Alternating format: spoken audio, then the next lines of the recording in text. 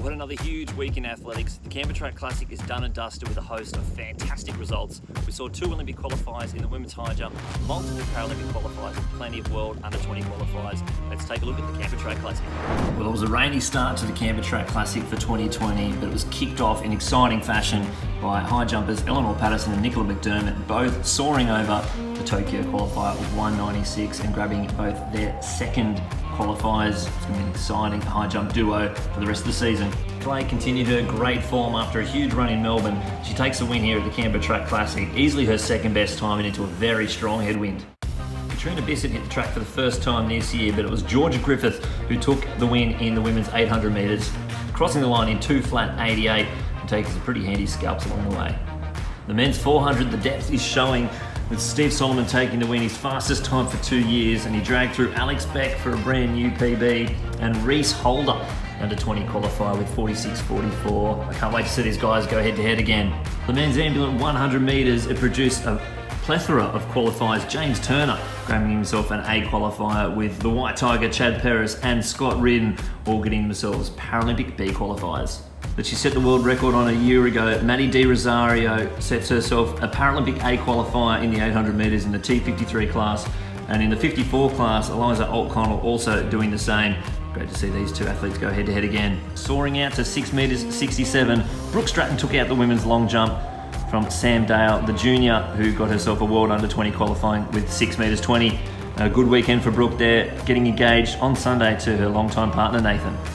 Well, the action doesn't stop this Saturday with the Sydney Track Classic coming to New South Wales on the 22nd of February.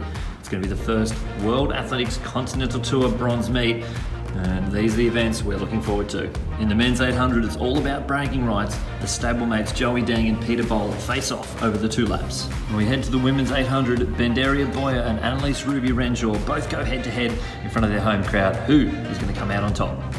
Well, she's undefeated over the 800 metres this year, but Georgia Griffith steps up to the 15 at the Sydney Track Classic, and she'll go head-to-head with national record holder Lyndon Hall.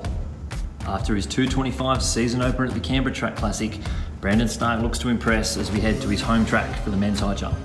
And after putting together a pretty handy domestic season so far, Alex Hulley will face number 5 all-time in this event, American Gwen Berry. It's an all-star cast in the men's ambulant 1500 metres, a clash of the titans between Jared Clifford, Michael Roger and Dion Kenzie. Over the Australian Combined Event Championships, Tori West produced the highest score by an Australian for 12 years as she took out the Australian heptathlon title, surpassing the 6,000 point barrier and rocketing her up the all-time Australian list from number 16 to number 6. In the men's event, it was Cedric Dubler, landing himself his 4th Open Decathlon title, the second most ever, setting himself up for a fantastic 2020 season. And also a shout out to the under-20 champion Sebastian Renecki, securing his spot to the World Under-20 Champs with another qualifier. And at the Canberra Track Classic, a leap of 5 metres and 7 centimetres was enough for Vanessa Lowe to surpass her own world record in the T61 long jump, adding 2 centimetres to her previous best and scoring a Paralympic A qualifier in the process. This week's Road to Tokyo athlete update is with Australian co-captain and steeplechase superstar Jen Gregson.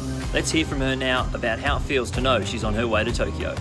So it's finally the Olympic year and I cannot believe Tokyo is just around the corner. The preparation has been going very well. I'm healthy, fit and well on my way. To be given another opportunity to represent Australia is just so exciting. I've never taken those opportunities for granted, so to get a chance to make my 3rd Olympic team will just be an experience of a lifetime, and to go out there and wear the green and gold and have my friends and family see what I've been working so hard on for so many years now is definitely something I really look forward to. I still have to secure my spot, so in 5 weeks from now I'll be competing at the National Championships in Sydney, where I'll be doing the 3,000 metre steeplechase, and if I can win that race I will solidify my spot in the team, and from there I'll head overseas and do a few more races and get some training camps in to prepare myself for August. If you would like to come watch, I'll be racing on the 28th of March in Sydney, and that'll be the 3,000 metre steeplechase. Or if you'd like to follow along on the journey from now until August, you can follow me on social media. My handle is jen_lacars for Instagram and Twitter, or you can find me on a Facebook fan page. Thanks guys. Well, that's a wrap for another week of news in Australian athletics.